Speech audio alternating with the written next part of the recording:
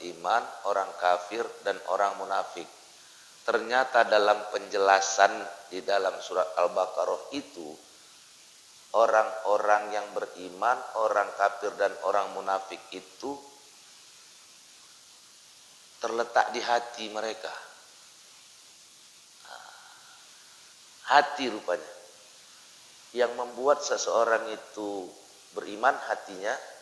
Yang membuat seorang itu kafir juga hatinya, dan yang membuat orang itu munafik juga hatinya. Itu dijelaskan dalam surah Al-Baqarah. Cuman selama ini mungkin kita kurang mau mendalaminya. Oleh karena itu kan perlu kita dalami. Mudah-mudahan kita insya Allah semua yang hadir ini masuk ke dalam golongan orang-orang yang beriman. Amin.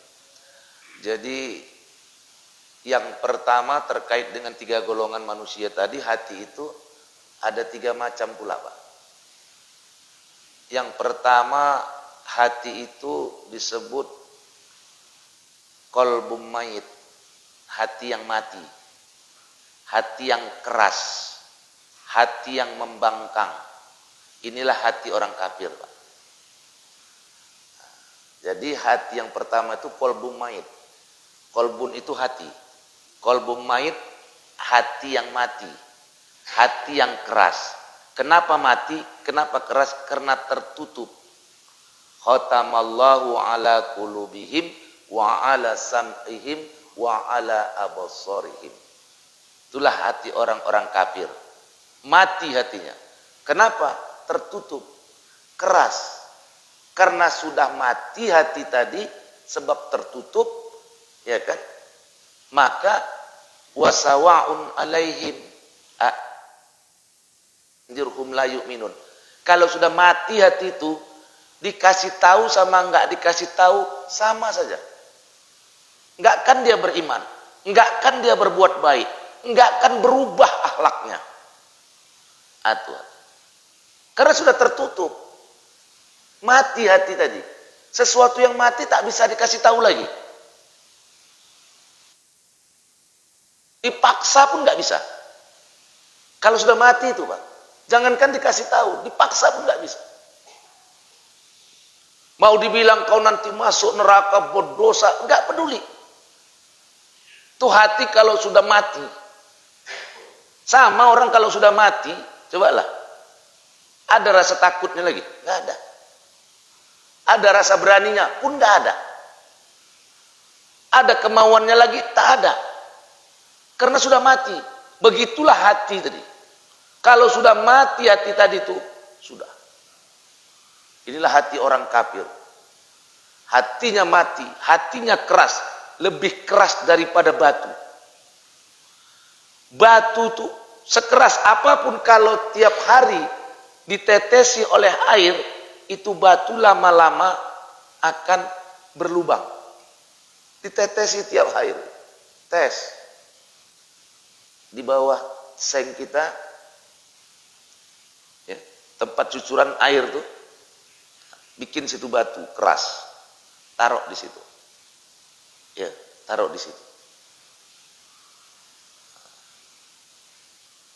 Tunggu beberapa lama saat, lama-lama batu itu berlubang. Itu batu yang keras bisa dilubangi dengan air. Tapi kalau sudah hati yang mengeras, hati yang mati, lebih keras daripada batu, bahkan batu karang sekalipun. Tapi malam hari ini kita nggak bahas tentang bagaimana menghidupkan hati yang mati. Itu untuk 2 minggu lagi. Karena tentunya kita tak ingin punya hati yang mati, iya kan? Kebalikannya kita ingin hatinya hidup. Hati yang mati itu khatamallahu ala qulubihim. Kalau sudah hati mati, ikut yang mati telinga, pendengaran ikut mati. Allahu akbar, Allahu akbar. Telinganya mendengar, tapi batinnya tak tergugah. Tak tergugah. Udah mati. Yang lebih parah lagi ketika ditanya, kenapa kau nggak sholat? Belum dapat hidayah. Ini jawaban, kalau ada orang jawab kayak gini, tidak sholat, tidak ibadah karena belum dapat hidayah, ini orang dosanya 2 kali. Pertama dosa nggak sholat, yang kedua menyalahkan hidayah. Sebenarnya bukan tak dapat hidayah, dia yang menolak hidayah. Kurang apa hidayah disampaikan Allah, dipanggil Allah melalui muazin. Subuh dipanggil, zuhur dipanggil, asar dipanggil. Kau bukan nggak dapat hidayah, kau menolak hidayah. Siogianya lebih bagus lagi dia. Kenapa kau nggak sholat? Memang malas sekali otak gue ini. Tak kenapa kayak gini? Itu lebih bagus. Cuman satu salahnya, tidak sholat. Tapi kalau menyalahkan hidayah, dia hidup di tengah-tengah kita, jalan setia luhur ini kan. Nah, ada cerita belum dapat hidayah sehingga nggak sholat. Berapa masjid yang kita lihat? Tidak ada cerita. Itu hati sudah mati. Qalbun mayit namanya. Hati yang mayit. Ini kita pun takut ini. Ini orang kayak gini kita takut nih. Orang kayak gini nggak bisa dikasih tahu. Pak, sholat Pak. Pak, puasa Pak. Toko-toko orang Arab. Puasa bilangnya toko-toko. Udah mati hati tadi. Nah, cobalah. Hatinya mati, keras. Membatu. Bahkan lebih keras daripada batu. Qalbun mayit. Adapun yang kedua, qalbun marid. Hati yang sakit. Hati yang sakit. Inilah hati orang munafik. Orang munafik itu hatinya sakit. Wa minan nasi may yaqulu amanna billahi wa bil yaumil akhir wa ma hum bimu'minin yukhadi'una Allah wal ladina amanu wa ma yakhda'una illa anfusahum wa ma yas'urun. Nal, betul kan, serak kan Nal? Nanti nggak percaya katanya ngelak jadi imam. Serak memang, bukan ngelak, memang serak. Iya kan? Iya kan? Sebagian manusia mengatakan kami beriman kepada Allah dan hari kemudian, padahal mereka tidak beriman. Mereka ingin menipu Allah dan orang-orang beriman, tapi mereka tidak menipu siapapun kecuali menipu dirinya sendiri. Kenapa menjadi penipu? Fi qulubihim maradun. Di dalam hati mereka ada penyakit. Inilah orang munafik. Marid, sakit hatinya. Maka itu saya bilang kepada Bapak Ibu sekalian, jangan suka-suka menyebutkan sakit hatiku. Karena orang yang sakit hatinya orang munafik. Kita sakit kali hatiku. Sikit-sikit sakit kali hatiku. Jangan, karena itu doa. Orang yang punya hati yang sakit itu orang munafik. Dan tentunya tak ada satupun kita yang ingin disebut menjadi orang munafik. Betul enggak? Jadi orang yang munafik itu hatinya sakit, marid hatinya. Beda dengan orang kafir, beda. Orang yang munafik ini marid, sakit. Dengar dia. Dengar. Tapi dia abaikannya. Dengar dia. Jadi hatinya sakit, marid. Sakit hatinya.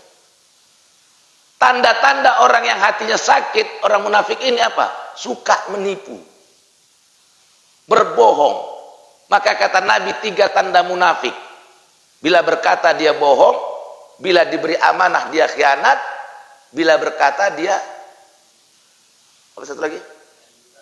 Apabila janji dia 3. 3 tanda munafik. 1, berkata bohong. Kalau berjanji ingkar. Dari mana Pak? Udah di jalan. Jalan mana? Jalan di tempat. Awal nunggu-nunggu udah 1,5 jam. Rupanya masih di rumah. Nah, kalau berkata bohong.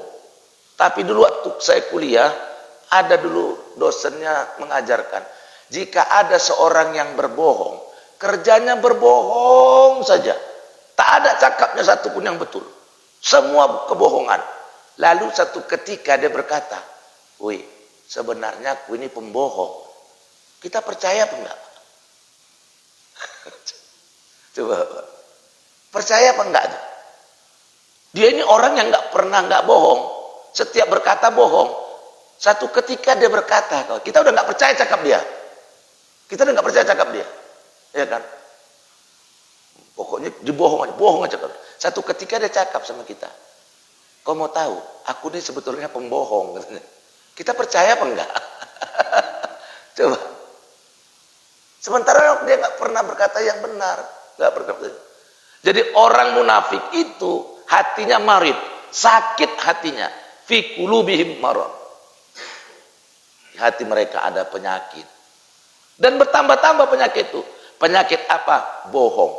Bahkan orang yang munafik ini, bohongnya bukan hanya kepada manusia. Semua dia bohongi. Kalau orang kafir jelas dia nggak beriman mulutnya. Hatinya pun nggak beriman. Kalau orang munafik, hatinya yang sakit. Mulutnya menyatakan iman, hatinya kafir. Mulutnya mengatakan, qalu amanna. Jumpa sama orang beriman, amanah. Kita sama-sama orang beriman.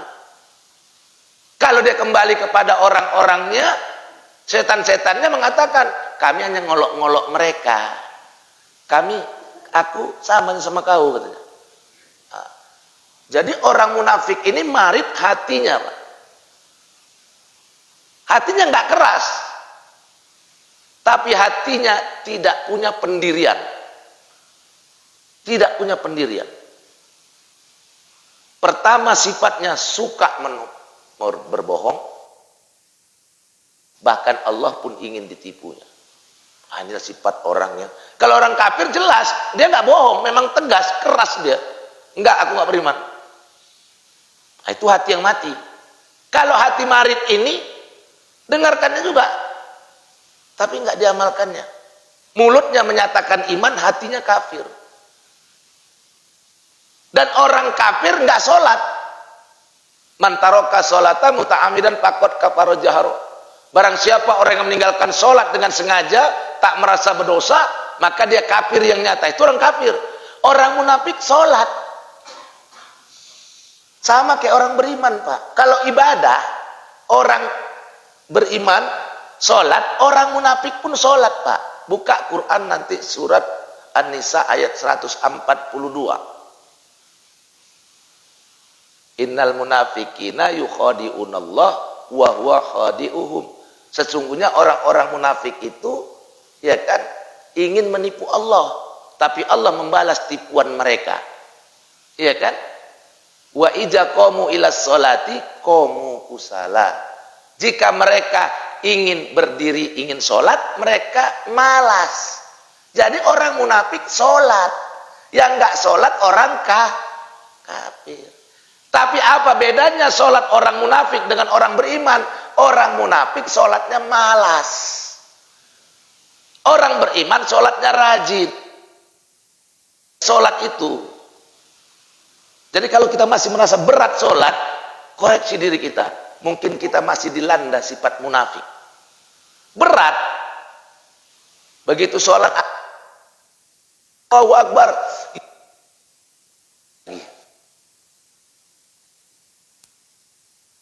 Itu gak sholat asar, Pak, tapi ngeluh dia.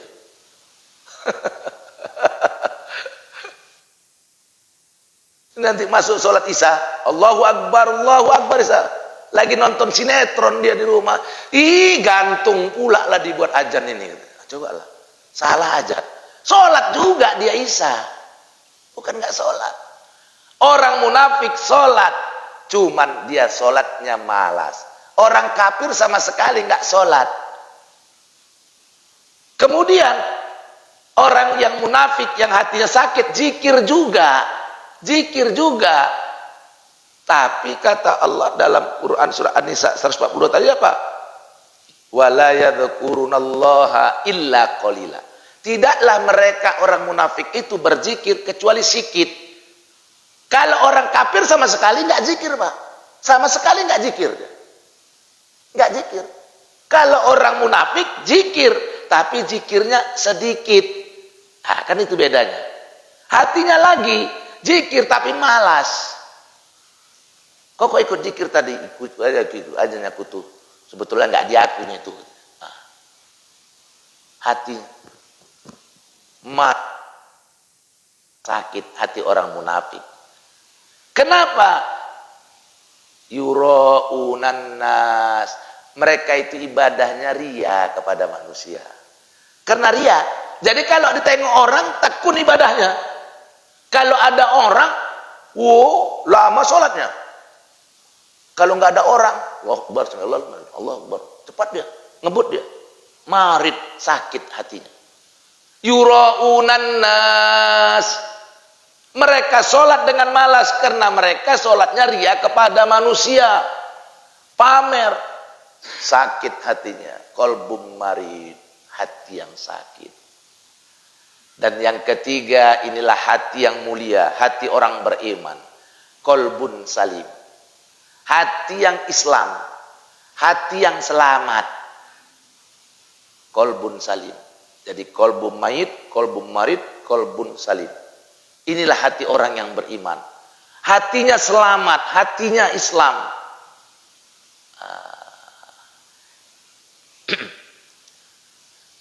Yauma la yanfa'u malun wala banun illa man atallaha biqalbin salim.